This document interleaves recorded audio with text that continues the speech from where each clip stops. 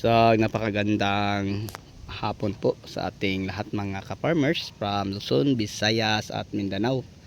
So, sa hapon lang ito ay mag-update lang po tayo sa ating matatandang talong, no? Kung saan tatlong beses na po natin to na-applyan ng Green Acres Foliar Fertilizer. So, ang Green Acres Foliar Fertilizer mga ka-farmers, mga ka-viewers ay makakatulong po sa atin na magpabulak ng marami sa ating talong at saka magpabunga ng maganda, kagaya na lang ng makikita natin dito sa bawat puno.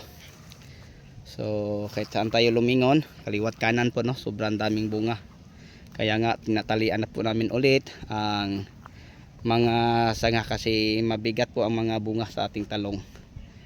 So lagpas tao po ang ating talong mga ka-farmers, tapos napakaganda na po ang mga bunga nila ngayon, simula sa ilalim mo hanggang itaas. So ibig sabihin yung napapansin nating mga nangingitim sa gilid ng talong ay mga bunga po nila. Okay, so ang tamang dosage po sa paggamit ng foliar ng Green Acres, kung bago pa lang tanim, pwede kayo maglagay sa isang knapsack sprayer ng 40 hanggang 60 ml. Pwede 80, pwede 100 or 120. Pero pag ganito ng mga ka-farmers, dahil walang overdose po ang ating foliar na ginagamit na Green Acres, pwede isang sardinas or dalawang sardinas. So yun ang kagandahan sa foliar na yon, kasi hindi siya masyadong mahal, no? Tapos ang kagandahan, sobrang taas po ang kanyang nitrogen. So sa lahat ng mga foliar na aking nasusubukan, share ko lang po sa inyo bilang isang farmer na kagaya nyo.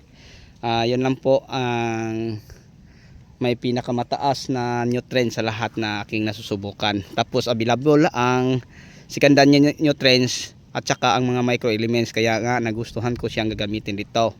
So share ko lang sa inyo ulit mga ka-viewers, mga ka-farmers, ang foliar na Green Acres ay bago siya na i-market, 2 taon po siya, no? Demo lang, pero yung ano na, pumasa na siya at saka may nakalabas na ang kanyang license. Yan, sinimulan na nila ang pag-market. So sa ngayon, dito sa ating bansa, ang Green Acres ay mag-4 na taon, kasi nasa 3 to 8 months, 3 years and 8 months na po siya. So alam nyo, yun po ang ating ginagamit sa Mindanao, kasi doon sa Mindanao ang may pinakamaraming mga foliar na pwede natin gagamitin sa ating mga pananim. Dito sa part ng Luzon, bihira lang, kasi may mga kontak po tayo sa mga nagbebenta, no, ng mga Green Acres Foliar Fertilizer, kaya nga meron na po tayo ditong ginagamit. So tingnan nyo, sobrang dami po, no, ang bunga ng ating talong, dahil po ito sa tulong ng Green Acres. So ang Green Acres Foliar Fertilizer mga ka-farmers, hindi po ako no binabayaran para i-share ko po sa inyo. Dahil nasubukan ko siyang maganda, kaya nga naibahagi ko sa inyo. Okay, so para sa magandang at maraming bulaklak at magandang bunga, ayan, subukan nyo lang.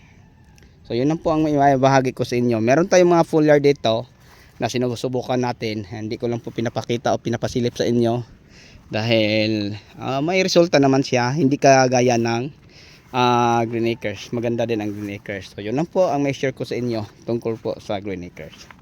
Hanggang sa uli, ako na po yung magpapaalam. Bye bye po.